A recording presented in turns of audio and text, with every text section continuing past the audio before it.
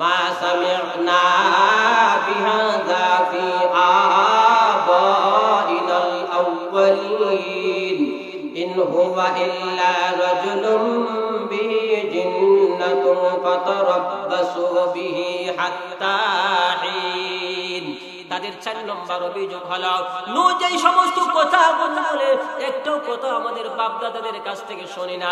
নূহ যেই কথা বলে, যেই কালিমায়ে তাওহীদের দাওয়াত দেয়, আমাদের বাপ দাদার রীতির বিরুদ্ধে কথা বলে, সুতরাং নূহ কখনো নবী হতে পারে না। যদি সত্যিকারের নবী হইতো তাহলে আমরা আমাদের বাপ দাদাদের কাছ থেকে এমন কথা শুনতাম। সুতরাং নূহ কখনো নবী হতে পারে না। শুধু তাই নয়, তারা বলতে লাগলো ও জনগণ তোমরা শোনো, তোমরা কিছুদিন অপেক্ষা করো, দেখো নূহের উপরে পাগলামি চলে এসেছে, নূহ পাগল হয়ে গেছে, তার উপরে জিনে আসর করেছে, তোমরা একটু অপেক্ষা করো, এক সময় নূহের উপর থেকে জিনের আসর চলে যাবে, তখন তোমরা তার কাছ থেকে মুক্তি পেয়ে যাবে। তাদের 4 নম্বর অভিযোগ হলো, 5 নম্বর অভিযোগ হলো ইরিদু আন ইয়াতাফাদ্দালা আলাইকুম। তাদের 5 নম্বর অভিযোগ হলো জনগণকে নূহ আলাইহিস সালাতু ওয়াস সালামের বিরুদ্ধে উস্কায়া দেওয়ার জন্য, কাফায়া দেওয়ার জন্য তারা বলতে লাগলো ও জনগণ, নূহ এমন একটা লোক যে লোকটা তোমাদের কাছে তোমাদের উপরে নেতৃত্ব দিতে চায়, তোমাদের উপর বল প্রয়োগ করতে চায়, তোমাদের উপর ক্ষমতা কাটাইতে চায়। হযরত নূহ আলাইহিস সালাতু ওয়াস সালামের উপরে তারা 5টি অভিযোগ আছে। আপনারা কি এই 5টা অভিযোগের জবাব নূহ আলাইহিস সালাতু ওয়াস সালাম দিবে? আপনারা কি শুনতে রাজি আছেন ইনশাআল্লাহ? হযরত নূহ আলাইহিস সালাতু ওয়াস সালাম তাদের 5টি আপত্তির জবাব দিবে। এখন আফতাবে নবুয়ত সাইয়্যিদিনা হাবিবানা শাফিআনা মাওলানা মুহাম্মদ সাল্লাল্লাহু আলাইহি ওয়াসাল্লামের উপর। সম্মানিত হাজিরিন, আমি মহাগ্রন্থ আল কোরআনের 114 খানা সূরা থেকে 71 নম্বর সূরা সূরাতুন নূহের 2টি আয়াত তিলাওয়াত করেছি। এই 2টি আয়াতের আলোকে ইখলাসের নিয়তে আমাকে কিছু আলোচনা করার এবং আপনাদেরকে শোনার জন্য মহান মালিক তৌফিক দান করুন, শুকর বলি আমিন। সম্মানিত উপস্থিতি, আল্লাহ পাক রব্বুল আলামিন এই পৃথিবীর জমিনে মানুষ প্রেরণ করে তার দায়িত্ব, কর্তব্য, জিম্মাদারি শেষ করেন নাই, বরং মানুষদেরকে জান্নাতের রাস্তা দেখানোর জন্য যুগে যুগে অসংখ্য নবী এবং রাসূল প্রেরণ করেছেন, যার ধারাবাহিকতা হয়েছিল হযরত আদম আলাইহিস সালাতু ওয়াস সালামের মাধ্যমে, আর যার মাধ্যমে শেষ হয়েছে যিনি হলেন আমাদের নয়নের মণি, কলিজার টুকরা, সরকার দু আলম নবী মুহাম্মদুর রাসূলুল্লাহ সাল্লাল্লাহু আলাইহি ওয়াসাল্লামের মাধ্যমে। তো আল্লাহ পাক রব্বুল আলামিন মহাগ্রন্থ কোরআনের মধ্যে যেই সমস্ত নবী এবং রাসূলের কথা আলোচনা করেছেন, এর মধ্যে একজন হচ্ছেন হযরত নূহ আলাইহিস সালাতু ওয়াস সালাম। তো আল্লাহ পাক রব্বুল আলামিন নূহ আলাইহিস সালাতু ওয়াস সালামকে ওনার কওমের কাছে কখন প্রেরণ করেন? যখন ওনার কওম শিরক, বিদআত, কবর পূজা, বিভিন্ন বিদআতের কাজে লিপ্ত। এমত অবস্থায় আল্লাহ পাক রব্বুল আলামিন তাদেরকে জান্নাতের রাস্তা দেখানোর জন্য আল্লাহ পাক রব্বুল আলামিন হযরত নূহ আলাইহিস সালাতু ওয়াস সালামকে প্রেরণ করেন। তো আদম আলাইহিস সালাতু ওয়াস সালামের পরে হযরত নূহ আলাইহিস সালাতু ওয়াস সালাম আসার এই মধ্যবর্তী সময়ে শিরক, কবর পূজা, বিদআত, এই সমস্ত কাজগুলো চালু হয়েছে। কিভাবে চালু হয়েছে? যে আদম আলাইহিস সালাতু ওয়াস সালামের পরে এবং নূহ আলাইহিস সালাতু ওয়াস সালামের মধ্যবর্তী সময়ে কিছু আল্লাহওয়ালা পরহেজগার মুত্তাকি লোক ছিল এবং তাদের অনেক ভক্তবৃন্দ ছিল। তো তারা যখন দুনিয়া থেকে বিদায় হয়ে গেল, এমত অবস্থায় শয়তান মানুষের রূপ ধারণ করে এসে তাদের ভক্তবৃন্দদের কাছে বলতেছে যে অমুক অমুক লোক কেমন ছিল। তখন এই ভক্তবৃন্দ যারা ছিল তারা বলতেছে, আপনারা কি বলেন, ওনারা তো অনেক বড় আল্লাহওয়ালা লোক ছিল, পরহেজগার মুত্তাকি লোক ছিল। তো শয়তান বলতেছে, এদের জন্য কি তোমাদের মায়া লাগে না, দয়া লাগে না, মহব্বত লাগে না? হ্যাঁ, অবশ্যই লাগে। তো তোমরা যদি তাদেরকে তো ভালোবাসো, মহব্বত করো, এদের দিকে তোমরা তাকাও না কেন? ইবলিস তাদেরকে যুক্তি দিতেছে। তো লোকেরা বলতেছে, তারা তো দুনিয়া থেকে বিদায় হয়ে গেছে, এখন আমরা তাদের দিকে তাকাবো কিভাবে? এটা তো সম্ভব না। ইবলিস বলতেছে, আমি তোমাদেরকে একটা রাস্তা বলে দেই, এই পন্থা যদি তোমরা অবলম্বন করো তাহলে তোমরা তাদের দিকে তাকাইতে পারবে। কি রাস্তা বলো? যে তোমরা তাদের ছবিগুলো অঙ্কন করে ঘরের ভিতরে রেখে দাও, আর তোমরা চাষাবাদ করে, কৃষিকাজ করে, তোমাদের কর্মস্থল থেকে আইসা এই ছবিগুলোর দিকে তাকাইবা, মানে আল্লাহর ওলিদের দিকে তাকানো। ইবলিস তাদেরকে এই পরামর্শ দিচ্ছে। এখন তারা ছবি টাঙ্গায় ঘরের ভিতরে রেখে দিছে। তারা যখন দুনিয়া থেকে বিদায় হয়ে গেছে, তাদের পরের জেনারেশন আসছে, পরের প্রজন্ম আসছে। এরা আসার পরে এরা আর একটু ডিজিটাল উন্নত। এরা এই ছবিগুলোকে ভাস্কর্য রূপান্তর করছে। লম্বা ঘটনা আমি সংক্ষেপ করে দিচ্ছি, সময় একেবারে সময়। এরা যখন দুনিয়া থেকে বিদায় হয়ে গেছে, এদের পরের প্রজন্ম আসছে। এরা আরো একটু ডিজিটাল, আরো একটু উন্নত। এরা আইসা এই ভাস্কর্যগুলোকে মূর্তিতে রূপান্তর করছে, এবং মূর্তিতে রূপান্তর করে এই মূর্তির সামনে তারা সাজদা দেওয়া শুরু করে দিয়েছে। নাউযুবিল্লাহি মিন যালিক। তারা যখন এই মূর্তির সামনে সাজদা দেওয়া শুরু করে দিয়েছে, আল্লাহ পাক রব্বুল আলামিন তাদেরকে এই শিরকি কাজ থেকে ফেরানোর জন্য হযরত নূহ আলাইহিস সালাতু ওয়াস সালামকে প্রেরণ করেন। আল্লাহ পাক রব্বুল আলামিন বলেন, ইন্না আরসালনা নূহান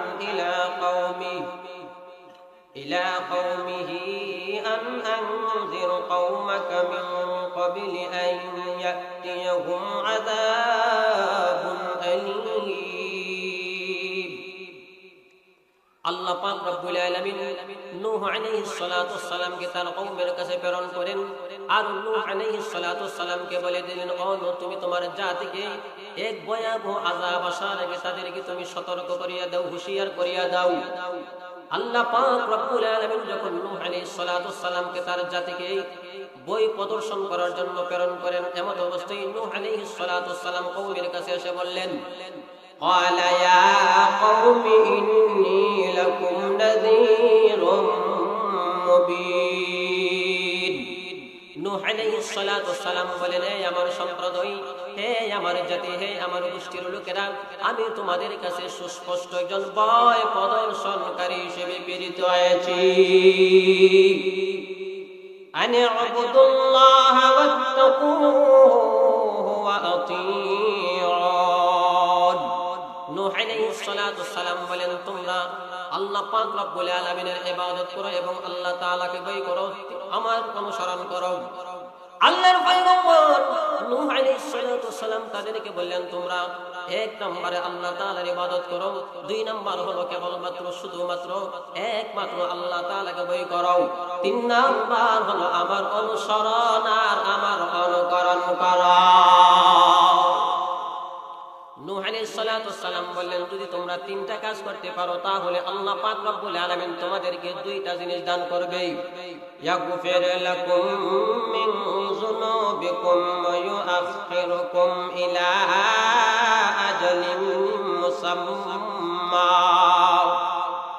ইন্না আজালাল্লাহি ইযা জাআ লা ইউআখখার লাউ কুনতুম তা'লামুন। নূহ আলাইহিস সালাতু ওয়াস সালাম জানায়া দিলেন, ও আমার জাতি, ও আমার কওমের লোকেরা, তোমরা যদি তিনটা কাজ করতে পারো, এক নম্বর হলো আল্লাহ তাআলার ইবাদত, দুই নম্বর হলো আল্লাহ তাআলার ভয়, তিন নম্বর হলো আমার অনুসরণ। এই তিনটা কাজ যদি তোমরা করতে পারো তাহলে আল্লাহ পাক রব্বুল আলামিন তোমাদেরকে দুইটা জিনিস দান করবে। এক নম্বর হলো তোমাদের সমস্ত গুনাহগুলো maaf করে দিবে, দুই নম্বর হলো তোমাদেরকে একটা নির্দিষ্ট সময় পর্যন্ত সুযোগ দেওয়া হবে, এর ভিতরে কোনো প্লাবন আসবে না, ঘূর্ণিঝড় আসবে না, টর্নেডো আসবে আসবে না, এর ভিতরে তোমাদের উপর কোনো বিপদ আসবে না। আর যখন তোমাদের নির্দিষ্ট সময় যখন চলে যাবে, যখন মরণের সময় আসবে, এমত অবস্থায় মরণকে ফিসায়া দেওয়া যাবে না যদি তোমরা আমার কথাগুলো বুঝতা। আল্লাহর পয়গম্বর নূহ আলাইহিস সালাতু ওয়াস সালাম যখন জাতিকে এইভাবে বুঝাইলেন, ওনার কওমের লোকদেরকে যখন বুঝাইলেন, এমত অবস্থায় তারা নূহ আলাইহিস সালাতু ওয়াস সালামের কথাগুলো মানতে রাজি না, বরং নূহ আলাইহিস সালাতু ওয়াস সালামের বিরুদ্ধে বিভিন্ন ধরনের কটূক্তি করা শুরু করে দিয়েছে। কাযযাবাত ক্বাবলাহুম কওম নূহ ফাকাযযাবু আবদানা ওয়াকালু মাজনুন ওয়াজদজির। তাদের পূর্বে কওমে নূহ আলাইহিস সালাতু ওয়াস সালামকে মিথ্যা প্রতিপন্ন করেছে, এমনকি ওনাকে পাগল বলেছে, এমনকি ওনাকে হুমকি দুমকি পর্যন্ত দিয়েছে। সম্মানিত হাজির, আজকেও যারা কোরআনের কথা বলে, যারা এই জমিনের মধ্যে কোরআনের আইন বাস্তবায়ন করার জন্য মাঠে ময়দানে কাজ করে, যারা কোরআনের কথা বলে, যারা মাদ্রাসার পক্ষে কথা বলে, যারা আল্লাহর পক্ষে কথা বলে, যারা রাসূলের পক্ষে কথা বলে, কখনো তাদেরকে বিভিন্ন ধরনের মিথ্যা অপবাদ দেওয়া হয়। কথা বলুন ঠিক কিনা? কাউকে বলা হয় জঙ্গিবাদ, আবার কাউকে মানবিকের চুরির মামলা দিয়ে জেলখানার ভিতরে বছরের পর বছর রাখা হয়। কথা বলুন ঠিক কিনা? কাউকে বলা হয় মৌলবাদ, কাউকে বলা হয় জঙ্গিবাদ। এইভাবে উলামায়ে কেরামদেরকে থামায়া দেওয়ার জন্য বিভিন্ন ধরনের তারা স্লোগান তোলে। কথা বলুন ঠিক কিনা? সত্যের পক্ষে গান গাই বলে আমি বিদ্রোহী, সত্যের পথে ডাকি বলে আমি বিপ্লবী, কোরআনের কথা বলি তাই বলে আমাকে মৌলবাদী, জিহাদের কথা বলি তাই বলে আমাকে উগ্রবাদী, আমি বিদ্রোহী, বিদ্রোহী বিপ্লবী মৌলবাদী, কেন জঙ্গিবাদী? কথা বলেন ঠিক কিনা? বিদ্রোহী বিপ্লবী মৌলবাদী, কেন জঙ্গিবাদী? কি মনে করে ওই হনুমান দাড়ি টুপি দেখলেই তালেবান? কি মনে করে ওই হনুমান দাড়ি টুপি দেখলেই তালেবান? তবে সিংহের চেয়ে বেশি ভয় পাই, তবে সিংহের চেয়ে বেশি ভয় পাই মাথায় পাগড়ি দেখে যদি বিদ্রোহী, বিদ্রোহী বিপ্লবী মৌলবাদী, কেন জঙ্গিবাদী? বিদ্রোহী বিপ্লবী মৌলবাদী, কেন জঙ্গিবাদী?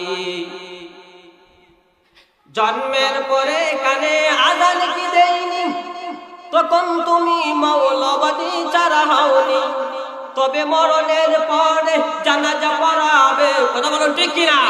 তবে মরণের পরে জানাজা পড়াবে, তখন কোথায় পালিয়ে যাবে? বিদ্রোহী, বিদ্রোহী বিপ্লবী মৌলবাদী, কেন জঙ্গিবাদী?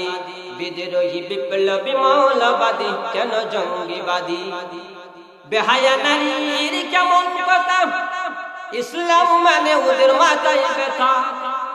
বেহায়া নারীর কেমন কথা, ইসলাম মানে ওদের মাথায় ব্যথা। তবে পর্দার কথা যদি বলি, তবে পর্দার কথা যদি বলি, তখন হয় আমি ফতোয়াবাদী। বিদ্রোহী, বিদ্রোহী বিপ্লবী মৌলবাদী, কেন জঙ্গিবাদী? কথা বলুন ঠিক কিনা? আল্লাহর নবী নূহ আলাইহিস সালাতু ওয়াস সালাম যখন কালিমায়ে তাওহীদের দাওয়াত দিলেন, এমত অবস্থায় নূহ আলাইহিস সালাতু ওয়াস সালামকে পাগল বলতে লাগলো, উনাকে বিভিন্ন ধরনের হুমকি ধমকি দিতে লাগলো। এমন কি নূহ আলাইহিস সালাতু ওয়াস সালামের বিরুদ্ধে তারা 5টি অভিযোগ পর্যন্ত করেছে। হযরত নূহ আলাইহিস সালাতু ওয়াস সালামের বিরুদ্ধে তারা 5টি অভিযোগ আনছে। তাদের এই অভিযোগগুলো আল্লাহ পাক রব্বুল আলামিন কুরআনুল কারীমের মধ্যে তুলে ধরেছেন। فقال الملأ الذين كفروا من قومه ما نراك إلا بشرا مثلنا। আল্লাহর পয়গম্বর নূহ আলাইহিস সালাতু ওয়াস সালাম যখন ওনার কওমদেরকে কালিমায়ে তাওহীদের দাওয়াত দিলেন, এমত অবস্থায় নূহ আলাইহিস সালাতু ওয়াস সালামের বিরুদ্ধে তারা 5টি অভিযোগ এনেছে। এক নম্বর অভিযোগ হলো নূহ আলাইহিস সালাতু ওয়াস সালামের কওমের বড় বড় লিডার যারা কাফের ছিল, তারা বলতে লাগলো নূহ আমাদের মতো একজন মানুষ, আর আমাদের মতো একজন মানুষ আবার নবী হয় কিভাবে? ওয়ালাউ শাআ আল্লাহু লাআনজালা মালাইকা। তারা বলতে লাগলো নূহ কখনো নবী হতে পারে না। আল্লাহ পাক রব্বুল আলামিন যদি এই জমিনের মধ্যে নবী বানাইতেন তাহলে ফেরেশতাকে নবী বানায়া আমাদের কাছে প্রেরণ করতেন। সুতরাং নূহ কখনো নবী হতে পারে না। এটা ছিল এক নম্বর তাদের অভিযোগ। তাদের দুই নম্বর অভিযোগ হলো ওয়ামা নারাকা ইত্তাবা'আকা ইল্লাল্লাযীনা হুম আরাযিলুনা বাদিয়ার রাই। তাদের দুই নম্বর অভিযোগ হলো সমাজের নিম্ন শ্রেণীর লোক যারা, সমাজের ইতর লোক যারা, সমাজের মধ্যে যাদের কোনো দাম নাই, তারা শুধু নূহের অনুসরণ করে। সত্যিকারের নূহ যদি নবী হইতো তাহলে আমাদের মতো কোটি কোটি টাকার মালিক যারা, বড় বড় মিল ফ্যাক্টরির মালিক যারা, বড় বড় বিল্ডিং এর মালিক যারা, আমাদের মতো হাই কোয়ালিটির মানুষ যারা একজন হলো নূহের অনুসরণ করত। সুতরাং নূহ কখনো নবী হতে পারে না। তাদের দুই নম্বর অভিযোগ। তাদের তিন নম্বর অভিযোগ হলো ওয়ামা নারা লাকুম আলাইনা মিন ফাদলিন বাল নাযুন্নুকুম কাযিবিন। কাফেরদের তিন নম্বর অভিযোগ হলো আমাদের উপরে নূহের কোনো শ্রেষ্ঠত্ব দেখি না, কোনো মর্যাদা দেখি না, কোনো ইজ্জত দেখি না। সত্যিকারের নূহ যদি নবী হইতো তাহলে সে কোটি কোটি টাকার মালিক হইতো, সে ইজ্জত ওলা মর্যাদা ওলা হতো। সুতরাং নূহ কখনো নবী হতে পারে না। তাদের 4 নম্বর অভিযোগ হলো মা সামি'না বিহাযা ফি আবাইনাল আউয়ালিন ইন হুয়া ইল্লা রাজুলুম বিহি জিন্নাতুন ফাতারাব্বাসু বিহি হাত্তা হিন। তাদের 4 নম্বর অভিযোগ হলো নূহ যেই সমস্ত কথা বলে একটু কথা আমাদের বাপ দাদাদের কাছ থেকে শুনি না। নূহ যেই কথা বলে, যেই কালিমায়ে তাওহীদের দাওয়াত দেয়, আমাদের বাপ দাদার রীতির বিরুদ্ধে কথা বলে। সুতরাং নূহ কখনো নবী হতে পারে না। যদি সত্যিকারের নবী হইতো তাহলে আমরা আমাদের বাপ দাদাদের কাছ থেকে এমন কথা শুনতাম। সুতরাং নূহ কখনো নবী হতে পারে না। শুধু তাই নয়, তারা বলতে লাগলো ও জনগণ তোমরা শোনো, তোমরা কিছুদিন অপেক্ষা করো, দেখো নূহের উপরে পাগলামি চলে এসেছে, নূহ পাগল হয়ে গেছে, তার উপরে জিনে আসর করেছে, তোমরা একটু অপেক্ষা করো, এক সময় নূহের উপর থেকে জিনের আসর চলে যাবে, তখন তোমরা তার কাছ থেকে মুক্তি পেয়ে যাবে। তাদের 4 নম্বর অভিযোগ হলো, 5 নম্বর অভিযোগ হলো ইরিদু আন ইয়াতাফাদ্দালা আলাইকুম। তাদের 5 নম্বর অভিযোগ হলো জনগণকে নূহ আলাইহিস সালাতু ওয়াস সালামের বিরুদ্ধে উস্কায়া দেওয়ার জন্য, কাফায়া দেওয়ার জন্য তারা বলতে লাগলো ও জনগণ, নূহ এমন একটা লোক যে লোকটা তোমাদের কাছে তোমাদের উপরে নেতৃত্ব দিতে চায়, তোমাদের উপর বল প্রয়োগ করতে চায়, তোমাদের উপর ক্ষমতা কাটাইতে চায়। হযরত নূহ আলাইহিস সালাতু ওয়াস সালামের উপরে তারা 5টি অভিযোগ আছে। আপনারা কি এই 5টা অভিযোগের জবাব নূহ আলাইহিস সালাতু ওয়াস সালাম দিবে? আপনারা কি শুনতে রাজি আছেন ইনশাআল্লাহ? হযরত নূহ আলাইহিস সালাতু ওয়াস সালাম তাদের 5টি আপত্তির জবাব দিবে। এখন তাদের 1 নম্বর আপত্তি হলো নূহ যেই সমস্ত নূহ আলাইহিস সালাতু ওয়াস সালাম সে আমাদের মতো একজন মানুষ, সে কখনো নবী হতে পারে না। সত্যিকারের যদি সে নবী হতো তাহলে ফেরেশতা নবী হইতো, নূহ কখনো নবী হতে পারে না। হযরত নূহ আলাইহিস সালাতু ওয়াস সালাম তাদের 1 নম্বর আপত্তির জবাব দিচ্ছেন আওয়া আজিবতুম আন জাআকুম যিকরুম মির রাব্বিকুম আলা রাজুলিন মিনকুম লিয়ুনযিরাকুম ওয়া লিতাত্তাকু ওয়া লাআল্লাকুম তুরহামুন। হযরত নূহ আলাইহিস সালাতু ওয়াস সালাম বললেন তোমরা কি আশ্চর্য হয়ে গেলাম, তোমাদের মতো তোমাদের কাছে একজন মানুষের কাছে তোমাদের নবীর পক্ষ থেকে ওয়াজ এসেছে, নসিহত এসেছে, উপদেশ এসেছে, যাতে করে তোমাদেরকে ভয়াবহ আযাব আসার আগে তোমাদেরকে সতর্ক করে দিতে পারে, আর তোমরা সময় থাকতে হুঁশিয়ার হয়ে যেতে পারো। হযরত নূহ আলাইহিস সালাতু ওয়াস সালাম বললেন তোমরা কি আশ্চর্য হয়ে গেলা? কেন আশ্চর্য হইলা? আল্লাহ পাক রব্বুল আলামিন কাকে নবী বানাবে, কাকে রাসূল বানাবে, কাকে উম্মত বানাবে? ফেরেশতাকে নবী বানাবে না মানুষকে বানাবে? এখানের মধ্যে কোনো পরাশক্তির বেটু দেওয়ার মতো ক্ষমতা নাই। কথা বলেন ঠিক কিনা?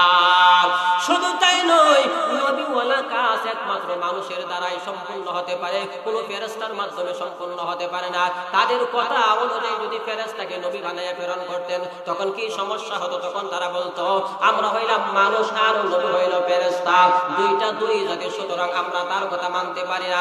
কারণ হলো আমাদের ঘুম আছে, তাদের কোনো ঘুম নাই, আমাদের খাওয়া দাওয়া আছে, তাদের কোনো খাওয়া দাওয়া নাই, আমাদের হাত বাজার করতে হয়, নবীদের হাত বাজার করতে হয় না।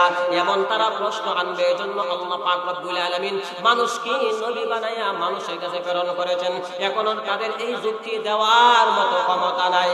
কারণ হলো তোমাদের যেমন নবী ঘুমাইতে হয়, নবীদেরও ঘুমাইতে হয়। তোমাদের নিদ্রা আসে, নবীদেরও নিদ্রা আসে। তোমাদের কিসে কাজ করতে হয়, নবীদেরও কিসে কাজ করতে হয়। তোমাদের চলাফেরা করতে হয়, নবীদেরও চলাফেরা করতে হয়। তোমাদের বিবি বাচ্চা আছে, নবীদেরও বিবি বাচ্চা আছে। তোমাদের হাত বাজার করতে হয়, নবীদেরও হাত বাজার করতে হয়। নবীরা যদি আল্লাহর ইবাদত করতে পারে তোমরা কেন পারবা না? قال يا قوم أرأيتم إن كنت على بينة من ربي وآتاني رحمة من عنده فعميت عليكم أنلزمكموها وأنتم لها كارهون। নূহ আলাইহিস সালাতু সালাম বললেন, হে আমার জাতি, হে আমার সম্প্রদায়ের লোকেরা, তোমরা ভালোভাবে শোনো, তোমরা ভালোভাবে বুঝিয়া রাখো। তোমরা কি একটু চিন্তা করে দেখো না, আমি যদি আমার নবীর সুস্পষ্ট নিদর্শনের উপর থাকি, আর যদি আমার নবীর পক্ষ থেকে আমাকে বিশেষ রহমত মানে নবুয়ত দান করে যা তোমাদের চোখের আড়াল করে রাখা হয়েছে, তাহলে কি আমি তোমাদের ইচ্ছার বিরুদ্ধে চাপায়া দিতে পারি? না না, আমি তোমাদের ইচ্ছার বিরুদ্ধে চাপায়া দিতে পারি না। নূহ আলাইহিস সালাতু সালাম তাদের এক নম্বর আপত্তির জবাব দিয়ে দিলেন। তাদের দুই নম্বর আপত্তি হলো সমাজের নিম্ন শ্রেণীর লোক যারা, ইতর লোক, সমাজে যাদের কোনো দাম নাই, তারা নূহের অনুসরণ করে। সুতরাং সত্যিকারের নূহ যদি নবী হইতো তাহলে আমাদের মতো হাই কোয়ালিটির মানুষ, কোটি কোটি টাকার মালিক যারা, তারা নূহের অনুসরণ করত। সুতরাং নূহ কখনো নবী হতে পারে না।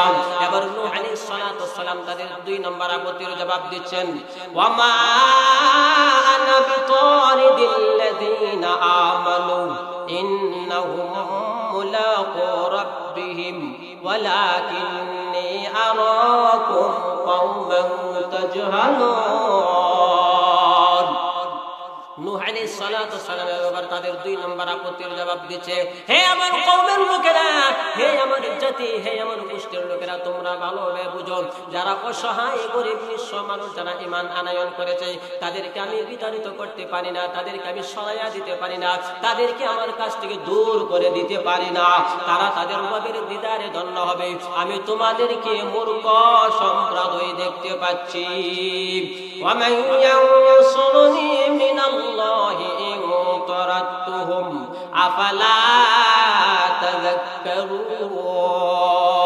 হযরত নূহ আলাইহিস সালাতু সালাম বললেন, শোনো হে আমার জাতি, আমি যদি ঈমানদারদেরকে তাড়াইয়া দিই তাহলে কাল কিয়ামতের দিন, মুসিবতের দিন আল্লাহ পাক রব্বুল আলামিনের পাকড়াও থেকে আমাকে কে হেফাজত করবে? তোমরা কি একটু অনুধাবন করতে পারো না? আল্লাহর পয়গম্বর নূহ আলাইহিস সালাতু সালাম তাদের দুই নম্বর আপত্তির জবাব দিলেন আর বুঝাইতে চাইলেন, শোনো হে আমার কওমের লোকেরা, তোমরা ভালোভাবে বুঝিয়া রাখো, তাদের কাছে কোটি কোটি টাকা না থাকতে পারে, তারা মিল ফ্যাক্টরির মালিক হইতে না পারে, তবে তাদের কাছে একটা মহামূল্যবান সম্পদ আছে। এই সম্পদের নাম হচ্ছে ঈমান। কথা বলেন ঠিক কিনা? হাকিমুল উম্মত আশরাফ আলী তানভী রাহিমাহুল্লাহ তাআলা একটা ঘটনা উল্লেখ করেছেন। একজন আল্লাহর ওলি তার দেশের রাজধানীর মধ্যে চলে গেলেন। রাজধানীতে যাওয়ার পরে গিয়ে দেখে রাজধানীর চতুর্দিকে রাস্তাঘাট ছিল, সমস্ত রাস্তাঘাটগুলো আর্মি, বিডিআর, পুলিশ দিয়ে বন্ধ করে দিয়েছে, যার কারণে ভিতরে যারা ছিল বাহিরে আসতে পারে না, যারা বাহিরে ছিল ভিতরে যেতে পারে না, যার কারণে ওই আল্লাহর ওলি সকলের সঙ্গে রাস্তার মধ্যে বসে গেলেন। দীর্ঘক্ষণ পর্যন্ত বসার পরে আল্লাহর ওলির মনটা চাইলেন একটু নড়াচড়া দেওয়ার জন্য, এজন্য আল্লাহর ওলি দাঁড়াইলেন। দাঁড়ায় দেখে ওনার সামনে আরেকজন আল্লাহর ওলি বসে আছে। এই আল্লাহর ওলি চিন্তা করলেন এখানের মধ্যে পয়সা লাভ নাই, আমি ওই আল্লাহর ওলির কাছে গিয়ে মাসালা মাসাইল নিয়ে একটু আলোচনা করব, মুজাকারা করব। এই জন্য ওই আল্লাহর ওলির কাছে চলে গেলেন। ওই আল্লাহর ওলির কাছে গিয়ে বলতেছেন, সরকার আমাদেরকে এখানের মধ্যে আটকে রাখছে কেন? আপনি কি জানেন? হ্যাঁ আমি জানি, এর কারণটা আমার কাছে বলেন। ওই আল্লাহর ওলি দেখে দেখে বলেন, আমাদের দেশের বাদশা একটা পিঞ্জিরার ভিতর রাইখা পাখিকে লালন পালন করত। ঘটনাক্রমে ওই পাখিটা আজকে পিঞ্জিরার ভিতর থেকে উড়াল দিয়ে চলে গেছে। পাখিটাকে ধরার জন্য আমাদের দেশের বাদশা সমস্ত রাস্তাঘাট গুলো বন্ধ করে দিয়েছে।